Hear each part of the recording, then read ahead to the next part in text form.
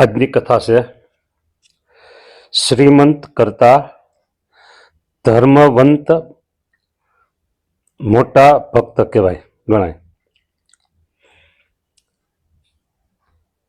હરિલીલામૃતના કળશ 8 વિશ્રામ 7 આ વાત છે. શ્રીમંત કરતા ધર્મવાળા છે ને એ મોટા કહેવાય.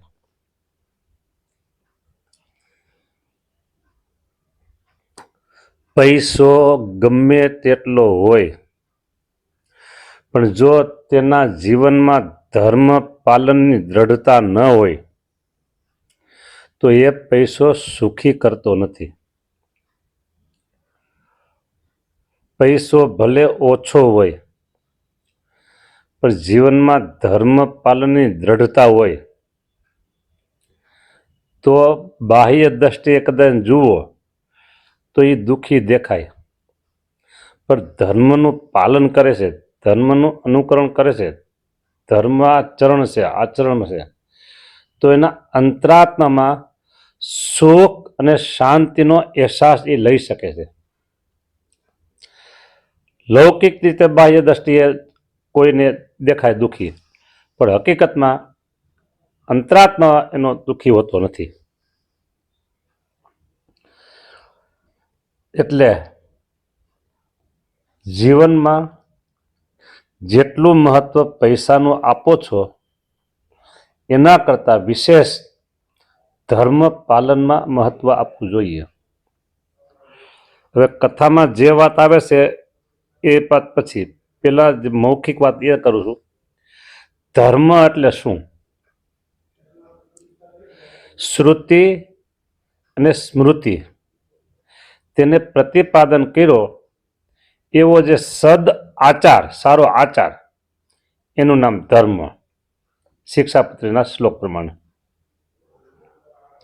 શ્રુતિ એટલે કહેવાય વેદ ને સ્મૃતિ એટલે કહેવાય ઋષિ મુનિઓના લખેલા શાસ્ત્રો. આ બંને જે પ્રમાણ કર્યું એવો જે સદ આચાર એનું નામ ધર્મ. સદ આચાર એટલે સમજી લ્યો કે ભગવાન કુરાદી થાય એવી કોઈ પણ કુટેવ એમાં ન હોય. એક બીજું, કોઈ પણ પ્રકારનું વ્યસન ન હોય. નાનું વ્યસન કેવું કહેવાય? હું મારી મેળે નક્કી કરું છું.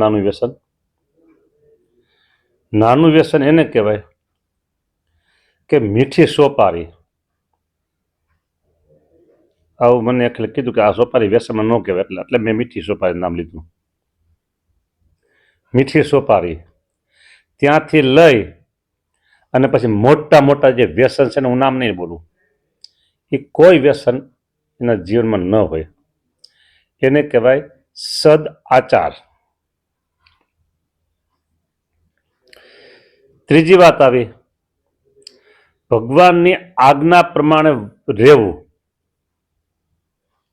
જીવનને ભગવાનની આજ્ઞા પ્રમાણે વર્તાવવું. આજ્ઞા પ્રમાણે તમને દ્રષ્ટાંત દઉં. જ્યાં સુધી તમે 6 ટ્રેક રોડમાં 4 ટ્રેક રોડમાં જે પટ્ટા કર્યા હોય એ પટ્ટાની અંદર તમે ચાલો એટલે તમારું જીવન સલામતી કહેવાય. તમે પટ્ટાની અંદર ચાલો છો અને બીજી વ્યક્તિ ઓવરટેક કરીને આગળ જાય છે અથવા તે ગમે તે બીજું કરે છે અને તમે ટક્કર લગાવી દીધી તો એમાં તમારો વાંક નથી, વાંક પેલી વ્યક્તિનો છે. એટલે ગુનેગાર બને તો એ બને છે, એટલે ટક્કર તમને લગાવી પણ ગુનેગાર એ બને છે. હા, એટલે એ જે પટ્ટા રોડ ઉપરના, બરાબર, એમ ભગવાને જે આજ્ઞા કરી છે ને એ આપણા માટે પટ્ટા છે. આજ્ઞાની અંદર ચાલવાનું એ આપણો સદ આચાર છે, ધર્મ છે. હજી આગળ વાત કરું તો ઇન શોર્ટ, હાવ ટૂંકમાં, ધર્મ તે ધર્મ સૂતના વચન, ધર્મ તે ધર્મ સૂતના વચન. ધર્મના પુત્ર કોણ છે? સ્વામિનારાયણ ભગવાન. બરાબર. તો એના જે વચન, એની જે આજ્ઞા, એ આપણા માટે મોટા મોટો ધર્મ. ધર્મ કહ્યો તે ધર્મના બાળ. શિક્ષાપત્રી આપણા માટે,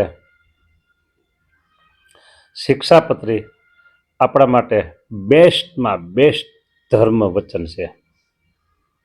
બેસ્ટમાં બેસ્ટ શિક્ષાપત્રી.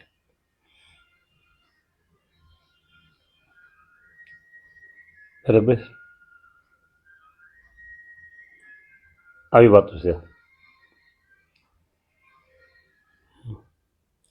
એ ધર્મનું જે આચરણ કરે છે, બરાબર, એટલે એને મોટો કીધો છે. શ્રીમંત છે અને એમાં જો ધર્મનું પાલન ચુસ્તપણે હોય તો એ બેસ્ટ છે. પણ કેવળ શ્રીમંત છે, પૈસો પૈસો પૈસો, પણ ધર્મનું આચરણ નથી, તો એના કરતા આ ભક્ત મોટો છે. આટલી મૌખિક વાત કરી અને હવે આપણે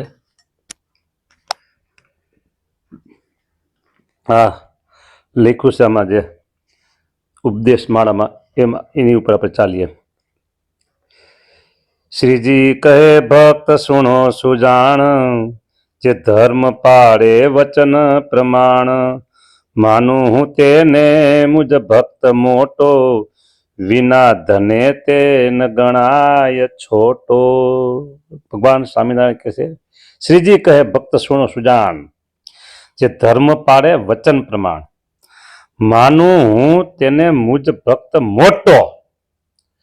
હવે ભગવાન સ્વામિનારાયણ આપણે જે સર્ટિફિકેટ આપે, પછી બીજા શેની આશા, શેની શું જરૂર છે? પછી બીજું, વિના ધને તે ન ગણાય છોટો. નાનો ન ગણાય, ભલે ધન નથી.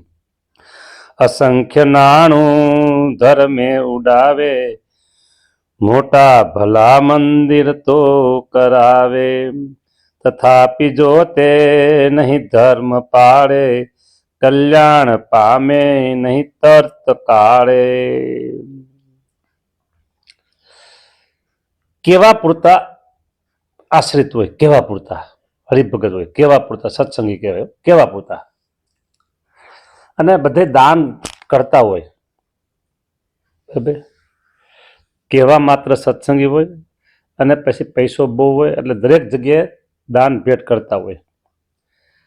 હવે જો એક સીધી અને સાદી વાત, તમે મારી પાસે લાખમાં કરોડમાં દાન કરો છો, બરાબર, અને હું તમને જે રોકું ટોકું તો તમને એમ થાય કે આ સ્વામી થોડા આમ લાગે એમ છે, કાંઈ વાંધો, ભલે આપણે કીધું, પણ હવે ફરીને આપણે અહીંયા એક પૈસો દેવો નથી, ફરીને આપણે અહીંયા એક પૈસો દેવો નથી, બરાબર. આવું થઈ જાય, મોટા ભાગે થઈ જાય. સત્સંગી જે પૂરા ધર્મ પાલન ન હોય, પૂરા સત્સંગી ન હોય, અધકચરા સત્સંગી હોય, તો એને આવું થઈ જ જાય, ને પછી પૈસા ન આપે અહીંયા, અરે મને તો નુકસાન જાય, બરાબર. એટલે એ ચોખ્ખી અને સીધી વાત ન કહે.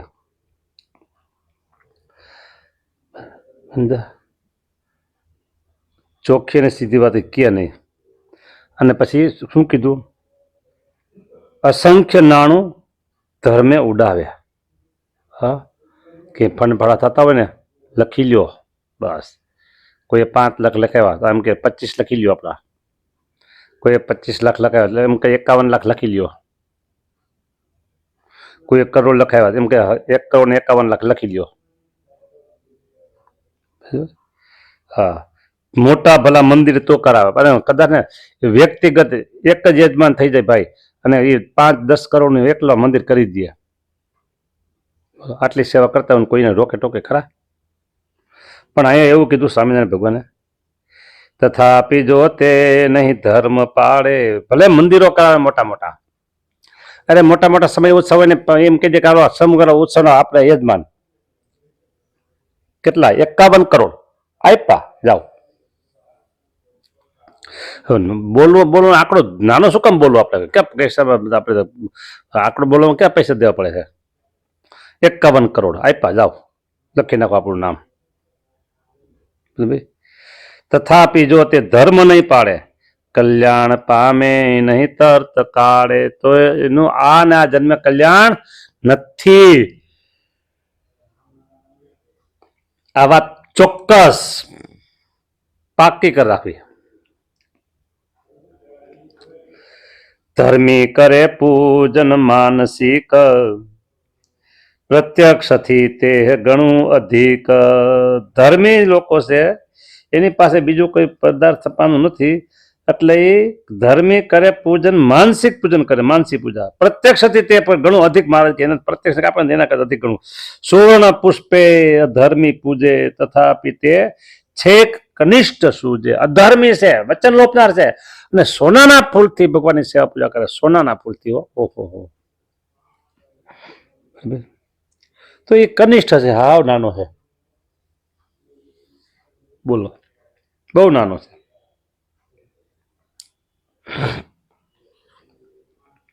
બીજા મતોમાં ધનવાન મોટો, ગણાય છે નિર્ધન છે કે છોટો. ભલે સુદામા સમભક્ત હોય, મોટો ગણું છે કે ગરીબ તોય. ભગવાન સ્વામિનારાયણ ઓહો કેવા દયાળુ હે. જુઓ, સુદામા જેવો ભક્ત હોય, ધર્મ પાલન કરતો હોય ને, તો કે હું એને મોટો ગણું છું કે. બોલો, સુદામા પાસે શું હતા કયો? મુષ્ટિ તાંદુલ મેવા દીદાસ. બરોબર ભાઈ, હવે વિચાર કરો, સુદામાજી પાસે ભગવાનના દર્શન કરવા જાવ તો મમરા પૌવા પણ નહોતા કાંઈ.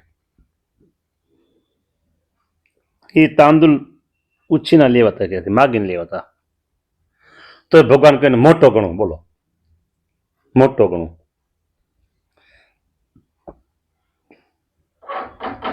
એ વાત છે. ટૂંકમાં કહી દે ને તો ભગવાનનો રાજીપો લેવો હોય, ધર્મ સામે નજર રાખવાની, પૈસા સામે નજર નહીં રાખવાની. અહીંયા આ કથા પૂરી કરું છું. નેક્સ્ટમાં હજી બીજી કથા બાકી છે, આનો વિભાગ છે. જય સ્વામિનારાયણ.